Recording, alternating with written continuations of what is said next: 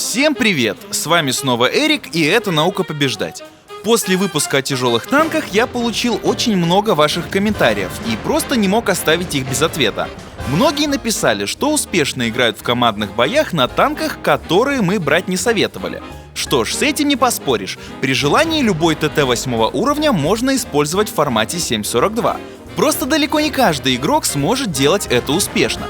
Тем не менее, раз вы просите, сегодня мы поговорим о тяжелых танках 8 уровня, которым не уделили внимания в прошлый раз. А в качестве консультанта мне снова поможет игрок команды Na'Vi Слайд.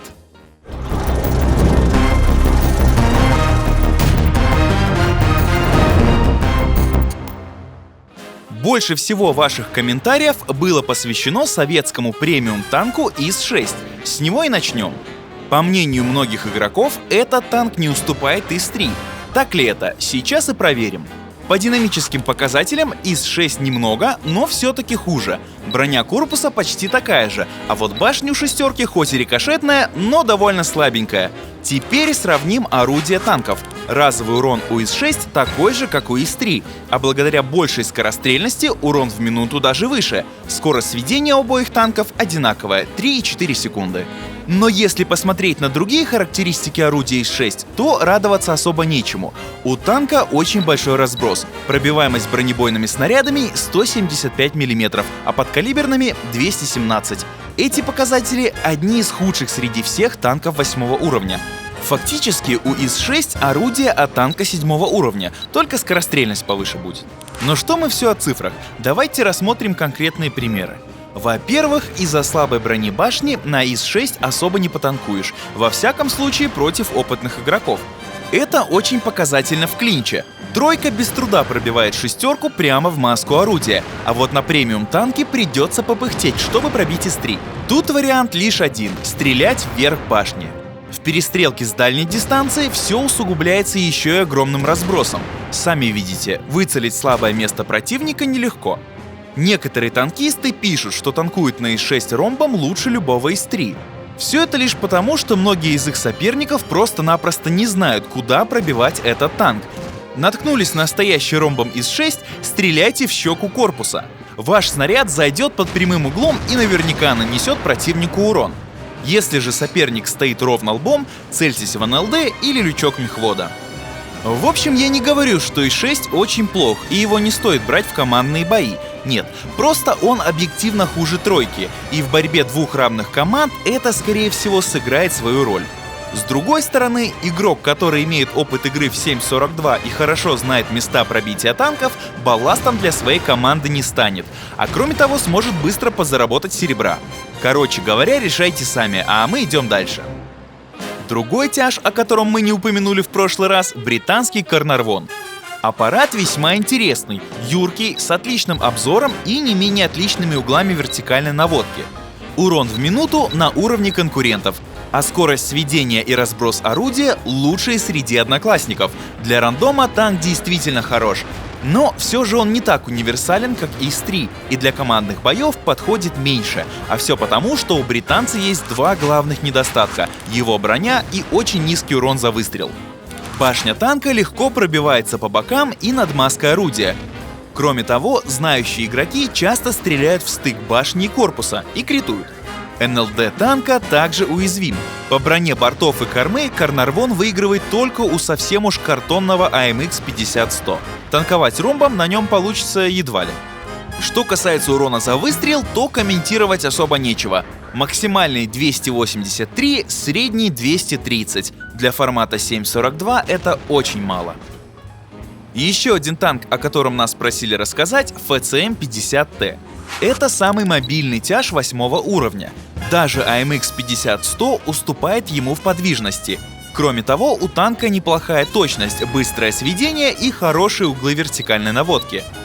А урон в минуту один из лучших среди одноклассников. Но для командных боев ФЦМ слишком картонный. Практически каждое попадание во француза — пробитие. Это, наряду с малым уроном за выстрел, делает танк малопригодным для формата 7.42. Теперь вернемся к советским супертяжам КВ-4 и КВ-5. Было очень много комментариев о том, что броня компенсирует все их недостатки. На самом деле она не способна скрыть самую слабую сторону танков — мобильность. Что ж, покажу вам два простых примера. Утес. У соперников есть КВ-4. Мы отправляем своих тяжей по стандартному пути, а 1390 пускаем в наглую на балкон противников. Наш ЛТ уже на позиции, а КВ-4 еще только забирается наверх. Француз безнаказанно разряжает свой барабан, а это около 1000 урона уже в самом начале боя. Остальное дело техники. Второй пример. У противников КВ-5. Пусть даже 2 КВ-5, неважно. 90-ик дает нам свет, мы знаем, где находятся вражеские танки, и договариваемся изначально не стрелять по КВ. Работаем только по другим целям, ведь шанс пробить их гораздо выше. Рашим, фокусим 3 танка и убегаем за холм на перезарядку.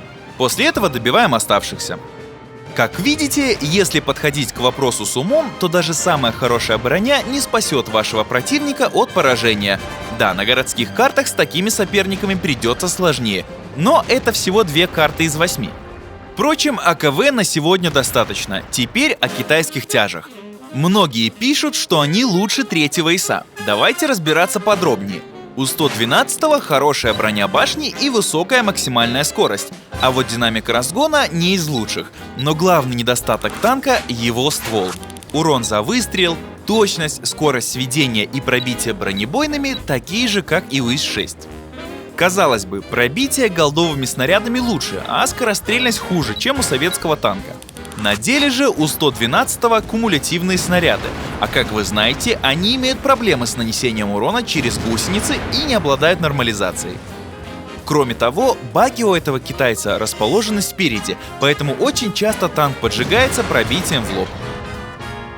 Что касается 110-ки, то машина довольно сбалансирована и во многом похожа на ИС-3, разве что разгоняется медленнее. Но зато китаец довольно редкий фрукт. Как следствие, многие танкисты толком не знают, куда его пробивать. И в этом его несомненный козырь. Во всяком случае, до того, как вы посмотрите «Науку побеждать». Вообще, лучше всего 110-ка шьется в НЛД или командирскую башенку. Если противник стоит ромбом, то нужно стрелять в щеку корпуса, а вот люк мехвода можно и не пробить, так что лучше не рисковать. Другое отличие китайского тяжа от советского — его орудие. Оно у 110-ки чуть более точное, да и сводится быстрее, а вот урон за выстрел меньше. Но за счет более высокой скорострельности урон в минуту почти на 200 единиц больше. В общем, танк действительно неплохой. Если у вас нет ИС-3, то вполне можно пойти в командный бой и на 110-ке. А теперь подведем итог. Для нас лучшими тяжами в командном бою остаются все те же: американский Т-32, советская тройка и французский барабанщик. И это, пожалуй, все, что мы хотели рассказать сегодня. В следующем выпуске поговорим о ПТ, а также затронем тему САУ. Ставьте лайки, оставляйте комментарии, подписывайтесь на наш канал, а также на группу слайдов ВКонтакте. Ссылки в описании. Всем пока!